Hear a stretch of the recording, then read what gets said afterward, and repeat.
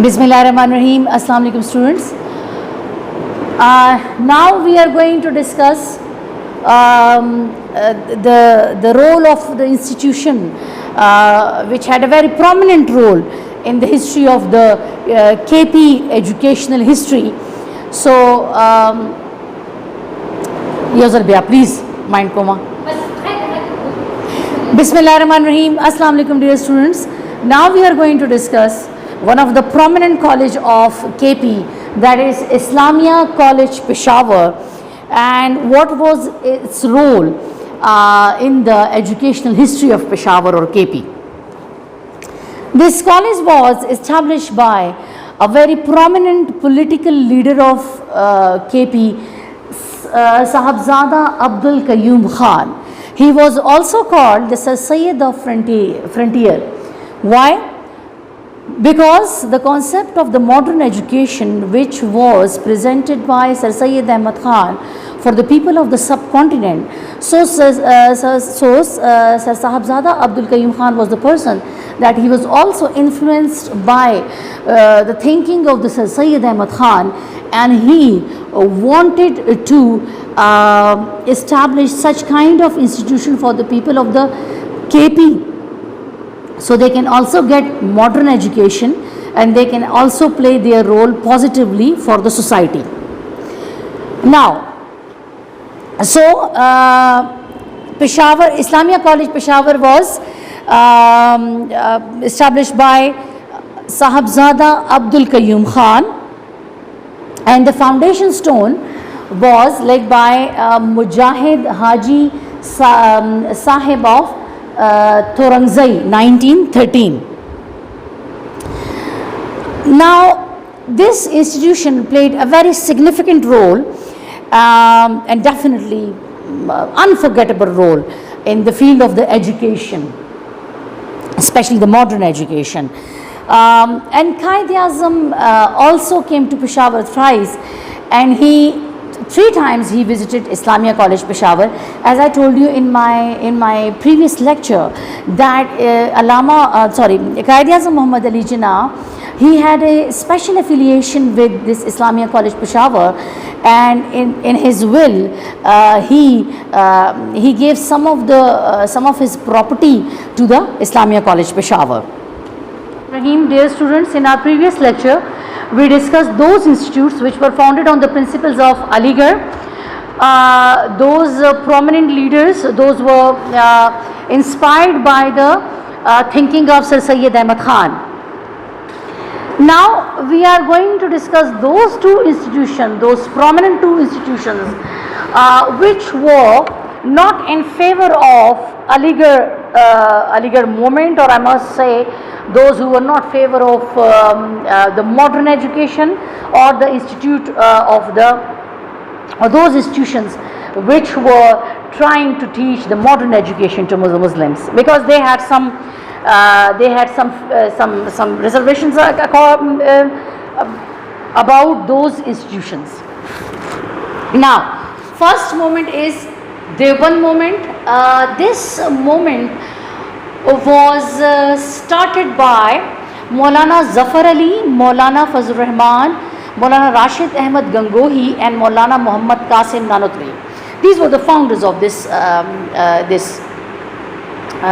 Deoband Madrasa. Actually, as I told you, this school of thought, this was against the modern education, or I must say, in fact, they were not specifically against the modern education, but those institutions which were giving modern education, but they had the fear that these institutions are working against the principles of Islam. So, this madrasa was founded in village Deoband, district Saharanpur in 1866. And they had so many difficulties in starting this madrasa that they even started teaching students under a tree. Maulana Muhammad Qasim Nanotri and Maulana Muhammad Hassan, Mahmudul Hassan, they were the pioneer teachers of this madrasa. Maulana Muhammad Hassan, he played a very prominent role against the British conspiracies, and he also started a movement which was called Reshmi Rumal. He worked with them, and but unfortunately their plan was exposed, and he was arrested in Makkah, and then he was imprisoned in Malta.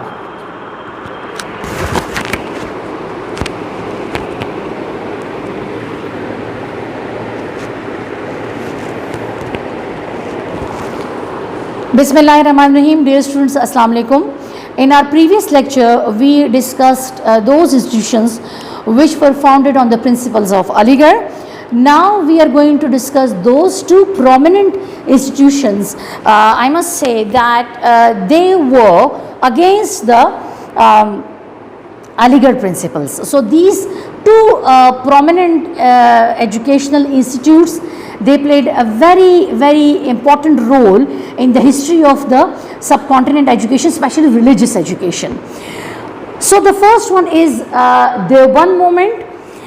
Maulana Zulfikar Ali, Maulana Fazlur Rahman, Maulana Rashid Ahmad Gangohi, and Maulana Muhammad Qasim Nanotwi were the founders of this religious madrasa. Maulana Mahmudul Hasan and Qasim Nanotwi were the pioneer teachers of this madrasa. They had so many difficulties. They started this madrasa. They started teaching students under a tree. Maulana Mahmudul Hasan played a very important role in the history of the subcontinent. He worked against the conspiracies of the British government. He worked with the movement Reshmi Rumal, but unfortunately their plan was exposed, and he was arrested in Makkah, and then later he was imprisoned in Malta. So this institution, this religious institution, this was at that time the second largest Islamic educational institute. Now, what were the reasons behind the establishment of this institute?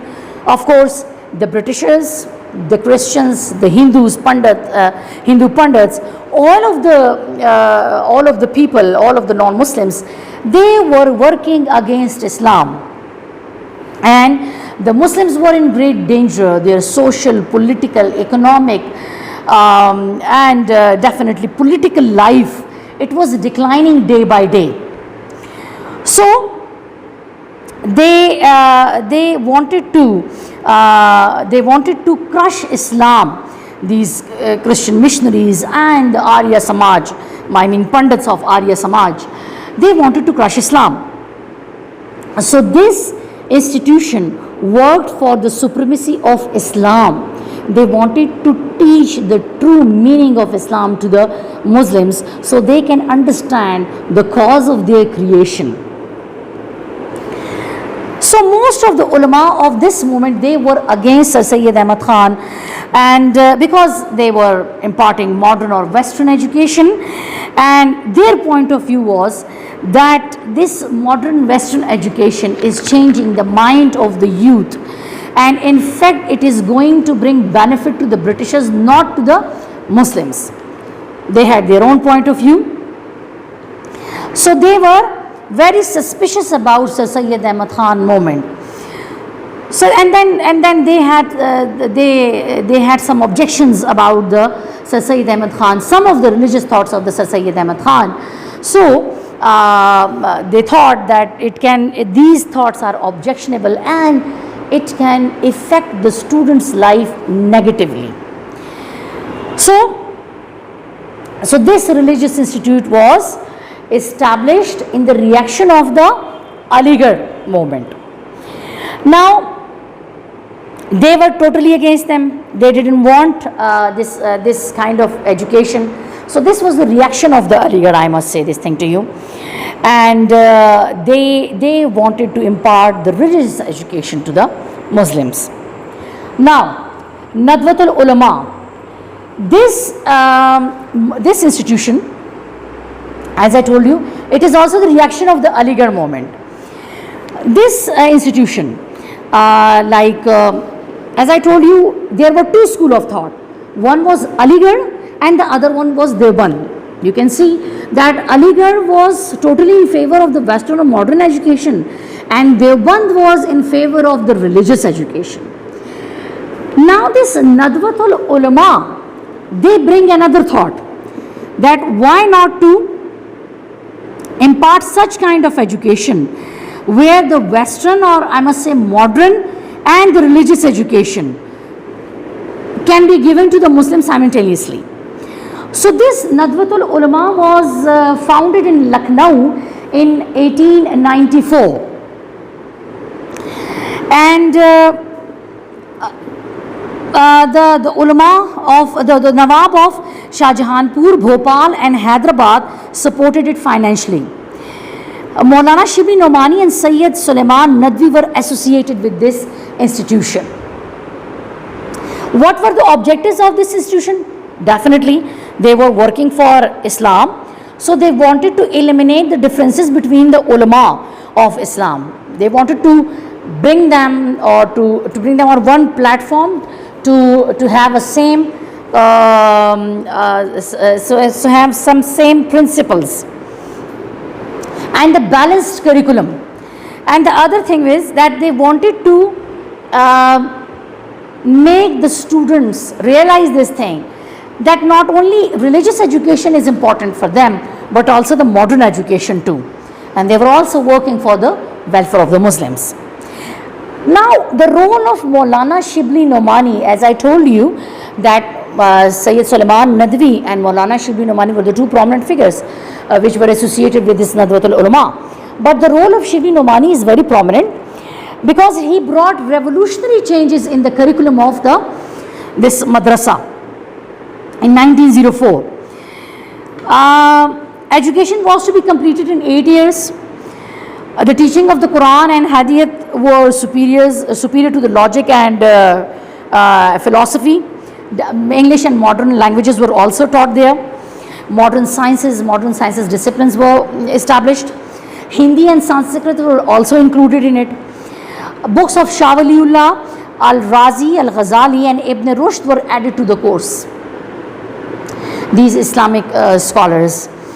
And this Nadwatul Ulama produced some of the prominent figures, prominent personalities in South Asia. And the Nadwatul Journal, which was called Al-Nadwa, it also had a very prominent role in the field of research and authorship. They work really hard for the benefit of the Muslims. So I must say, we discussed three kinds of institution.